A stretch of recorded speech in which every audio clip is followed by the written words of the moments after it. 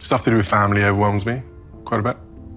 You know, worry or stress around family side of things, that does overwhelm me quite a bit. But in terms of... When Prince William finally broke his silence, the world stopped to listen.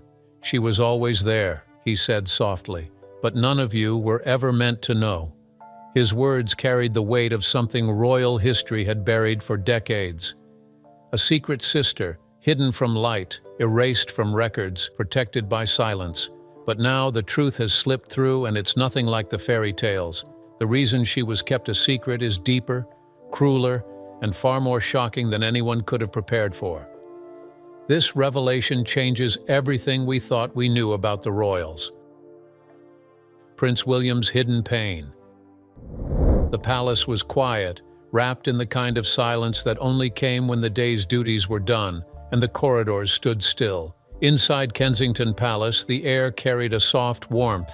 The laughter of children had faded, the gentle voice of Kate had settled into silence, and the ticking of the old clock was the only sound that dared to interrupt the night. Prince William sat alone in his study, a pen resting between his fingers, his eyes fixed on the window where London's lights shimmered faintly. The world saw him as calm, steady, a man born into responsibility and molded by duty.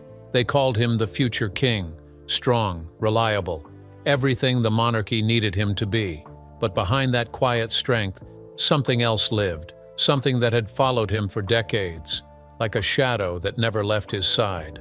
Every morning, he rose before dawn. He helped his children get ready, tied little shoelaces, smiled at their innocent laughter, and kissed Kate goodbye before stepping out to face the waiting cameras. His smile was perfect, his gestures graceful. He greeted the world with that familiar warmth, the same one his mother once carried. Yet, when the cameras turned away, that smile faded into something softer, almost tired. Kate had seen it many times. She knew the difference between her husband's public calm and his private quiet. It was in the way his eyes lost focus sometimes, like he was looking at something no one else could see. It was in the nights when he would sit by the window long after she had gone to bed, a cup of untouched tea beside him, his gaze distant and heavy. "Will," she would ask gently, touching his arm, "are you all right?" He would smile and nod, always the same answer. "Just thinking, darling. Go on, I'll be up soon." But even she knew he wasn't just thinking, he was remembering. When the palace grew still and the moonlight spilled across the study walls, William would unlock a small wooden box hidden in the corner of his desk. Inside were pieces of a past that had never truly let him go, a handful of letters written in his mother's handwriting, a few old photographs, and one faded hospital bracelet. The bracelet, tiny and fragile, had a name barely visible after so many years. He would hold it gently, his thumb brushing over the letters as if the warmth of his touch could bring back what time had taken away. That box was his secret world, one that no official papers, no royal speeches, and no public duties could touch. Sometimes he would read the letters again, even though he had memorized every word. They weren't love letters or formal notes. They were fragments of thoughts, things Diana had written late at night, words filled with longing and confusion. Some spoke of dreams for her boys, others hinted at something deeper, something left unfinished. Each time he read them, he felt his heart twist in a way he couldn't explain. There was always a sense of someone missing, someone who should have been part of their story, but never was. Family gatherings often brought that feeling to the surface. When the children played, when laughter filled the rooms, or when birthdays came around, he found himself growing quiet. There was always a moment when his gaze drifted away, his mind traveling to places no one else could follow. Kate would notice it and reach for his hand, grounding him back to the present. He was grateful for her patience, her understanding and silence. She never pushed, never demanded answers. She simply stayed beside him, the same way Diana had stayed beside him during his childhood storms. But deep down, she knew there was something her husband had never spoken of, a chapter of his heart sealed away, long before she came into his life. Tonight, however, was different. The weight he had carried for years felt heavier than ever. The day had been filled with the usual smiles and public grace, but when the last light went out in the corridor, he found himself unable to escape the pull of memory. He opened the box once more. The bracelet lay there, glowing faintly in the moonlight. It was so small, made for a newborn's wrist. He traced the faint letters again. His mother's handwriting came back to him, the way she wrote his name with love, her voice whispering, "Never forget kindness, my darling boy." He swallowed hard, his chest tightening as old emotions rose like waves. He remembered the night he found that box for the first time, tucked among Diana's belongings years after her death. He hadn't understood then, not fully, but now he did. Every letter, every silence, every look his mother gave him before she left, they all made sense. He leaned back in his chair, his eyes burning. The page before him was blank, but his heart was overflowing. He picked up his pen and began to write. "My dearest," he started softly, his hand trembling, "there are things the world was never meant to know, but I can no longer carry them alone." The words came slowly, painfully, like drops of truth spilling after years of silence. He wrote about the weight of duty, about how the crown demanded perfection, while the heart begged for honesty.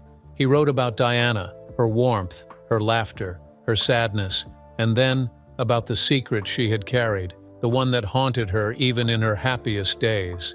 As his pen moved, the air around him seemed to grow heavier. It wasn't just a letter, it was a confession, a release of everything he had buried deep within himself. He paused for a moment, staring at the bracelet beside the page. "You were never meant to be forgotten," he whispered, his voice trembling.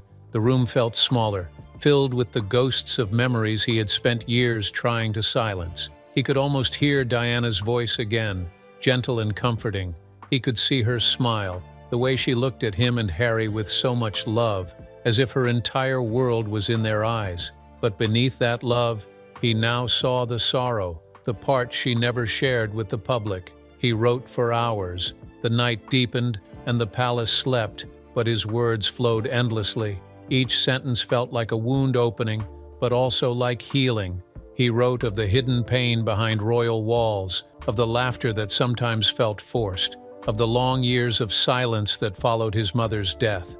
When the final words were written, he signed his name quietly. The ink shimmered under the light, still wet, still alive. He folded the paper gently, slid it into an envelope, and sealed it. As dawn approached, William stood by the window holding the letter close. The sky was soft pink now, and the city began to stir. He looked out at the sleeping gardens, the place his mother had once walked, and whispered, "I kept my promise, Mom." He placed the envelope beside Diana's photo on his desk and returned the bracelet to the box. Then, closing it carefully, he locked it again. The secret was safe, but the truth, at least in words, had finally been spoken. Kate entered quietly a few minutes later, her eyes still soft with sleep. "You didn't come to bed," she said gently. He turned, smiling faintly. "I had something I needed to finish." She looked at the letter, at the calm in his eyes, and nodded. She didn't ask. She didn't need to. The whisper that never faded. The palace had always felt large, but after Diana's death, it became unbearable. The walls seemed to echo with silence, every step too loud, every breath too heavy. The laughter that once filled the halls was gone, replaced by the stillness of grief. Curtains were drawn tighter, voices softer, and even the air felt colder, as though the light had left with her. Prince William was just a boy, but he carried himself like a man who had already lived 1,000 lives. His younger brother Harry clung to him for comfort, and William tried to be strong, tried to hold the world together the way his mother once did. But nothing could hide the emptiness that followed them everywhere, at breakfast, in the chapel, in the long, lonely nights. He often sat alone by the window in his room, staring at the gardens where his mother used to walk. He remembered her voice, her laughter, the way she would call his name from across the lawns. But more than that, he remembered something else, something strange that had never left his mind. Sometimes she spoke in riddles, her voice barely a whisper. "There are things, William," she would say softly, "things they don't want to be spoken about." At the time, he thought she meant politics, scandals, the usual secrets that came with being royal. The world was always watching, and the palace was always hiding something, but the way she said it felt different, almost personal. One evening she had stayed longer than usual. The house was asleep, and only the soft ticking of the clock filled the room. She looked at him with a strange sadness, her eyes glistening under the dim light. promise me," she said, her voice shaking, "that you'll always look for the truth no matter how long it takes." He nodded, confused but sincere. "I promise, Mum." She smiled faintly, kissed his forehead and whispered, "Good boy." Those words would haunt him later. After her death, memories became his only comfort and his deepest pain.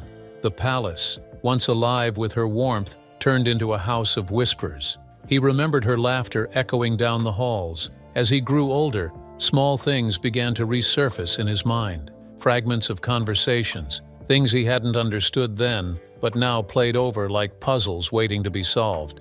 He remembered once walking past her study when she didn't know he was there. Her voice was hushed, trembling. She was speaking to her closest friend, one who had always been by her side during difficult times. "They think I'll forget," Diana said quietly, "but I can't. I hear her in my dreams sometimes. I see her face." William froze, too afraid to move, too curious to turn away. Her friend's voice was low, concerned. "You have to be careful, Di. They'll never let you talk about it." "I know," his mother whispered, her voice breaking, "but she's my child too." William's heart had pounded so hard he could hear it in his ears.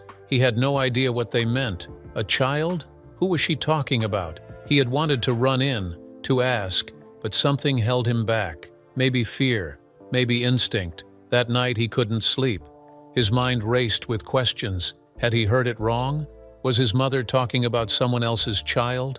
The next morning, she acted as though nothing had happened. She made pancakes, laughed with Harry, and asked William about school.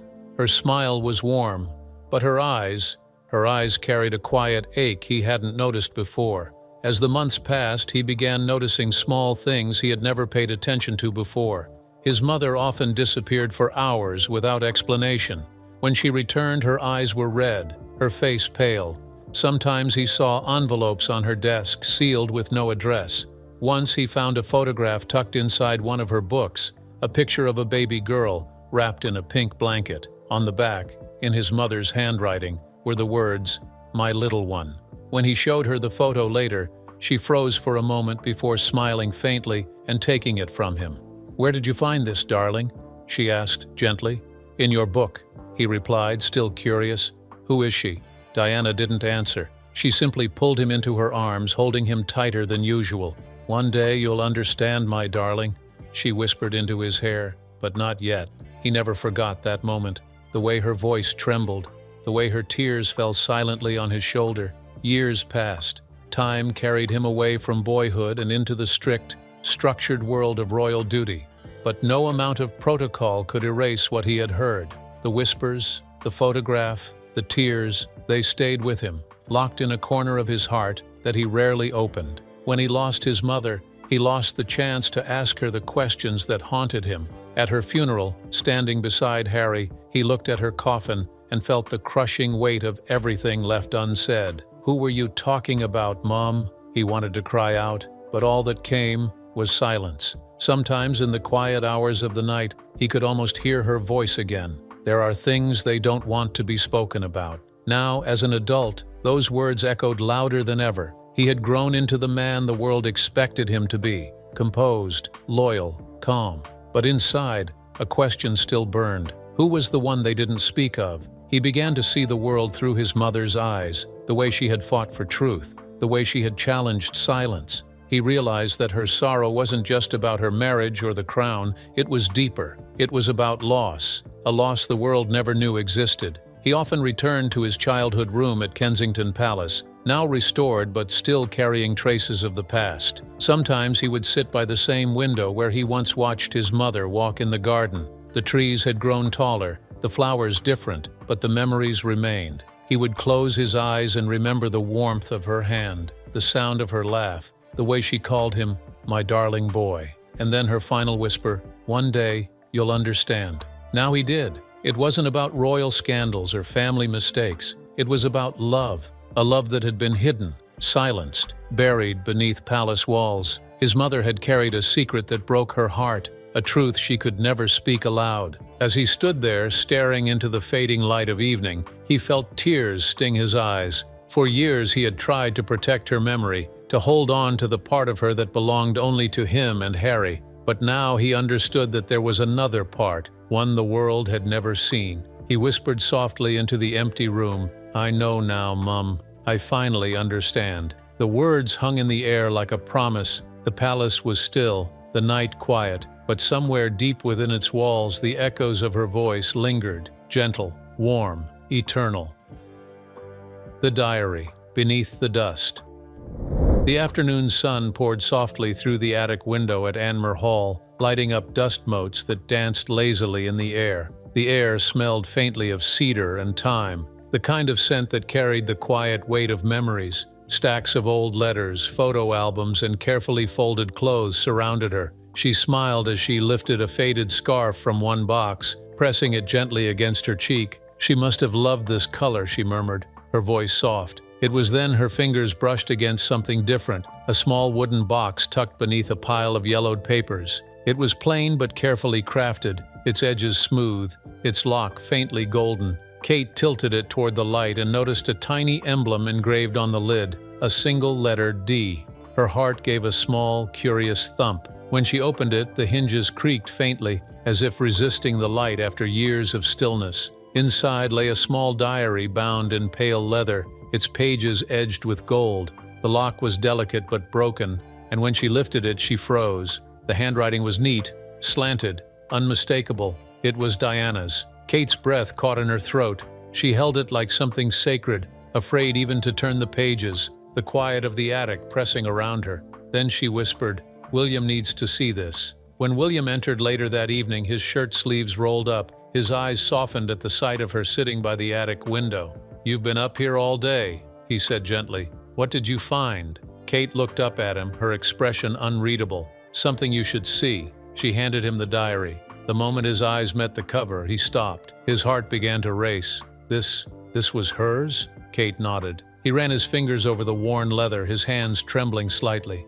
For a while he couldn't open it. The sight of his mother's handwriting, so familiar, so full of life, stirred something deep within him. It had been years, yet her memory lived in every part of him. Finally, with a deep breath, he opened the first page. The ink had faded in places, but her voice was there, alive, gentle, and haunting.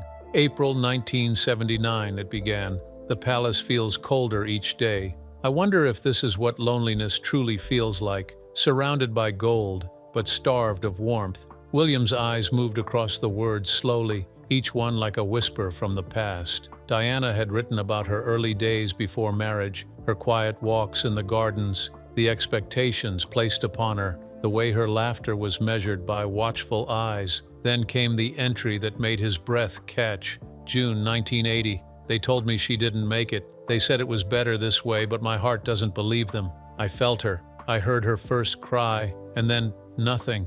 I asked to see her, to hold her, but they refused. They said it was best for me to rest, to forget. But how does a mother forget?" William's hand began to shake. The words blurred. He looked up at Kate, his voice barely a whisper. She wrote this before I was born." Kate's eyes filled with quiet sorrow. "Keep reading," she said softly. He turned the page, each line cutting deeper. "August 1980. I'm told to move on. They say it was a tragedy that must stay private, that it would hurt the monarchy. But I can't sleep. I keep dreaming of her face. I wake up with my hands reaching for someone who isn't there." Tears welled in William's eyes. The diary didn't read like a royal document. It read like the heart of a young woman breaking in silence. Diana had been so full of light, but beneath that light, there had been so much pain, a pain she had hidden behind her smile. He turned to another entry, dated a few weeks later. "I remember her hand, tiny, warm, for just a second. Then they took her. I've been told not to speak of it, to act as if it never happened. But I know what I felt. I know she existed." William stared at the page for a long time. The words swam before him, his mind spinning. A daughter. His mother had written about a daughter. He whispered the words aloud, barely able to breathe. She thought she had a baby girl. Kate reached for his hand, her touch steady and warm. "Maybe she truly did," she said softly. She wouldn't have imagined something like that. He flipped through the rest of the pages. The handwriting became shakier, the tone heavier. Diana had written about sleepless nights, about how those around her dismissed her pain, how she was told to smile and carry on for the sake of the royal image. The next page was blank. The diary ended there abruptly, just before her wedding to Prince Charles. William stared at that empty page, as though expecting more words to appear. But there was nothing, just silence. He closed the diary slowly, his chest rising and falling in uneven breaths. "This isn't just a rumor," he said quietly. She really believed she had lost a child. Kate nodded, her eyes full of emotion. "I can't imagine what she went through to carry something like this and never be allowed to speak of it." He leaned back in his chair, his face pale. His hand still trembled as he held the diary close as though afraid it might vanish. "All these years," he murmured, "I thought I knew everything about her. But this changes everything." Kate moved closer, her hand resting gently on his arm. "Maybe she wanted you to find it," she said softly. "Maybe she wanted you to know she never stopped loving her children, all of them." He looked at her, his eyes distant, but full of feeling. It hurts to think she carried that alone. For a long time, they sat in silence. The golden light from the attic window spilled across the floor, illuminating the diary between them, a small, delicate thing holding a secret too heavy for words. William finally placed it back in the wooden box, his fingers lingering over the cover. He whispered, almost to himself, "She always said she hated secrets. Maybe this was the one she couldn't bear to tell." As Kate watched him close the lid, she saw the change in his expression, the quiet grief, the shock, and something else beneath it, understanding. He stood, the box still in his hands. The evening light was fading now, casting a soft glow over the attic walls. "She always followed her heart," he said quietly, "even when it led her into pain. Now I know why they left the attic hand in hand." The box pressed close to his chest. The truth had been hidden for decades, sealed within the fragile pages of a mother's diary. And though it left him shaken, it also brought him closer to her, closer than he had ever felt before. As they descended the stairs, William glanced back once more at the attic door. He whispered into the dim light, "I found you, Mum. I finally understand the secret heir."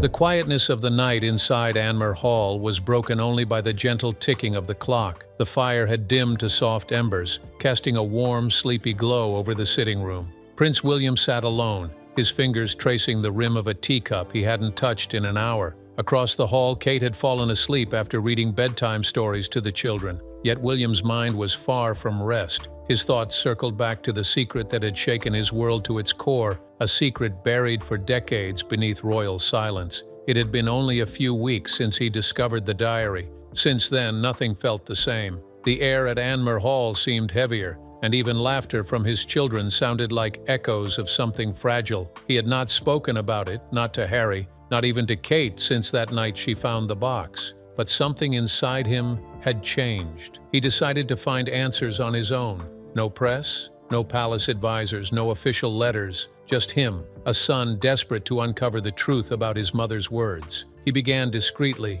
making quiet phone calls from his private study. His tone was calm, but his hands often trembled as he held the receiver. "I'm looking for someone who worked with my mother during her early years," he'd say, careful not to reveal too much. He reached out to old staff lists, former aides, and even retired hospital workers. Some declined to speak, others claimed they remembered nothing. But one name kept appearing: Nurse Alice Hampton. Alice had been a young midwife in the early 1980s, stationed near a private royal residence. She was long retired now, living quietly by the sea in Devon. William's private secretary arranged the meeting under another name. The drive down was long and silent. The countryside rolled past like a memory he couldn't touch. He remembered his mother's voice, the softness of her laugh, the way she'd once told him, "One day, you'll understand, my darling." Those words had haunted him since childhood, but now they guided him. When he arrived at the small cottage, the sea breeze carried a scent of salt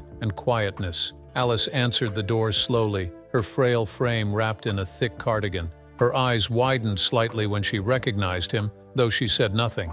Instead, she invited him inside, her voice trembling. "I thought you might come one day." William sat across from her at a wooden table, sunlight streaming through lace curtains. "I need to ask you something," he said softly, "about my mother." The woman's hands fidgeted with her teacup. "Your mother was kind," she whispered. "So kind. Too kind for what they did to her." William's throat tightened. What did they do? For a long time, the only sound was the wind brushing against the windows. Then Alice looked at him with watery eyes and said, "You're not the first child she carried." The words hung in the air like a heavy cloud. William froze, his mind struggling to process them. "You mean she was very young," Alice continued, "barely prepared. They told her it was too early, that it wasn't safe, that the world wasn't ready to see it. The pregnancy was hidden, only a few of us knew. When the baby came, it was premature. A little girl, William felt his pulse hammering, said it would ruin everything. So they arranged for her to be taken, quietly, raised under another name." The room seemed to blur. William's chest ached as though his heart was being crushed. "She lived?" His voice was barely audible. "Yes," Alice whispered. "I don't know what became of her after. I was told to leave, dismissed not long after. But I remember your mother's face, the way she screamed for her baby, the way they sedated her to stop her from knowing. She never gave up believing the child was alive." William lowered his head, pressing his fingers to his eyes as tears burned behind them. All his life he'd wondered why his mother's sadness felt deeper than anyone could explain. Now, he knew. Diana had been haunted, not just by a failed marriage or the press or royal duty, but by a loss that wasn't truly a loss. He took a deep breath, trying to steady himself. "Why didn't anyone ever tell me?" "Because the truth," Alice said softly, "was never meant to leave the walls of the palace." When he left the cottage, the air felt different. The waves crashed against the shore like they were echoing his mother's cries from long ago.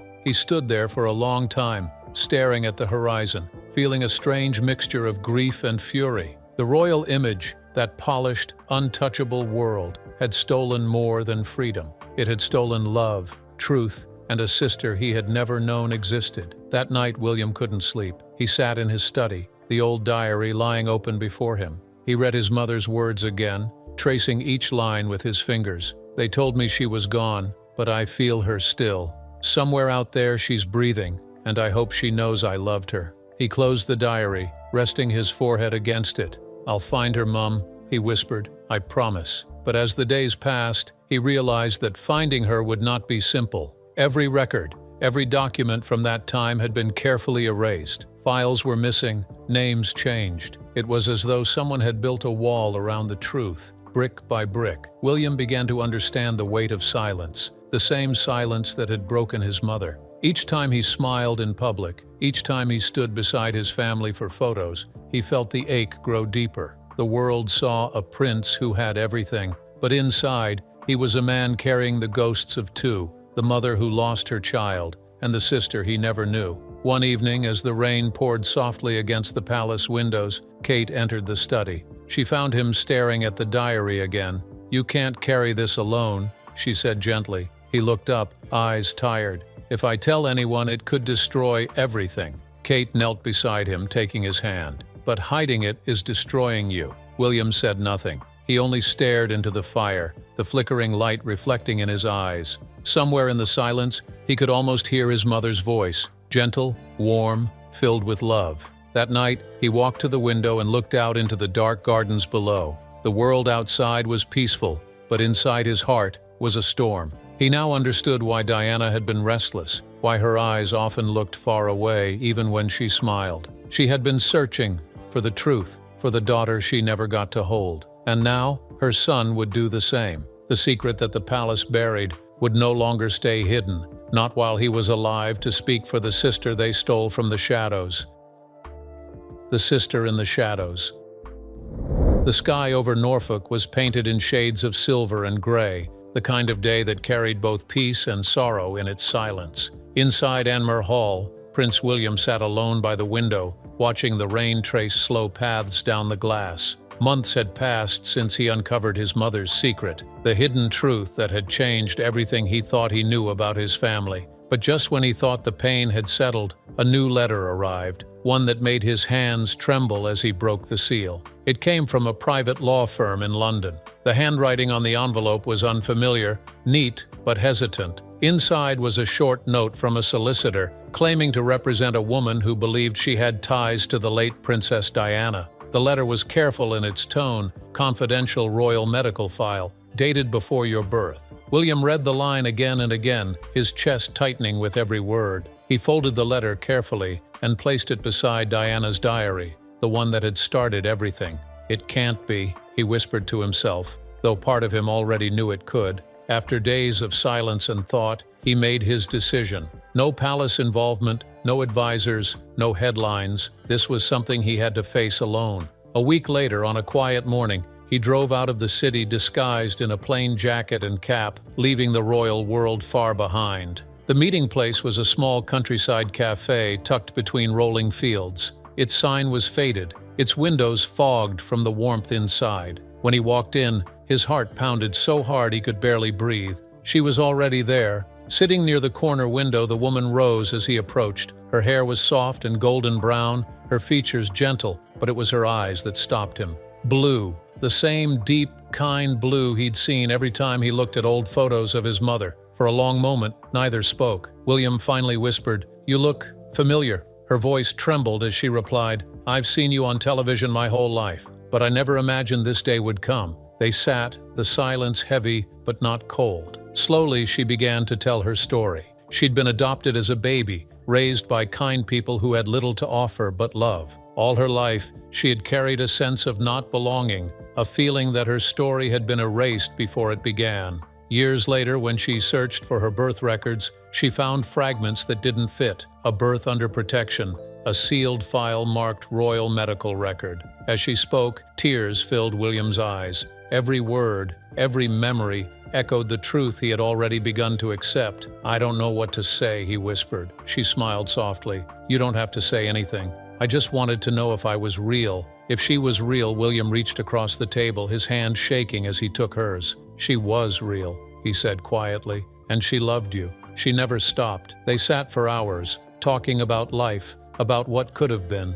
She told him about her small home by the sea, her work at a children's hospice, her simple, quiet life, far from the chaos of royalty. William listened, his heart torn between peace and sorrow. Every gesture, every smile reminded him of Diana, the warmth, the gentleness, even the tilt of her head. It was like seeing a part of his mother reborn. As the sun began to set, the cafe emptied. William knew he could never make this public. The monarchy was fragile, and a revelation like this could tear it apart. But he also knew he couldn't walk away. He looked into her eyes and said softly, "You'll never be alone again. I promise." She nodded, tears spilling silently. "I don't want anything from you," she whispered, "just to know I'm not forgotten." William stood and embraced her, holding her as if he could shield her from every storm that had ever touched their family. "You're not forgotten," he murmured. "You're part of us, even if the world can't know." When he left the cafe, the night air was cool and still. He looked up at the sky where stars were just beginning to appear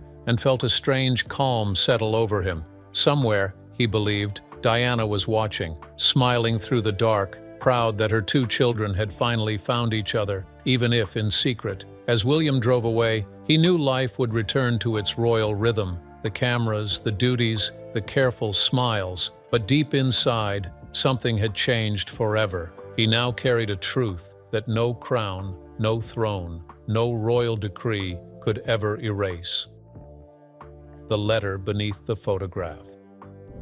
The soft glow of a London evening fell across Prince William's study, painting the room in shades of gold and quiet sorrow. The house was still. The laughter of his children had faded upstairs, and Kate had gone to bed hours earlier. But William remained, seated at his desk, a blank page before him and a pen trembling between his fingers. It had taken him years to find the courage for this moment. Tonight, the weight of everything he carried pressed down on him. The hidden truth of the sister lost to time was no longer just a secret. It was part of who he was, and part of what his children would one day need to understand. He began to write slowly, carefully, each word drawn from the deepest corners of his heart. This was not a letter to the world. It was not meant for newspapers, or historians, or royal archives. It was a letter for his children, a message meant to find them when they were old enough to understand that truth often lives quietly beneath the noise of duty and fame. He told them everything,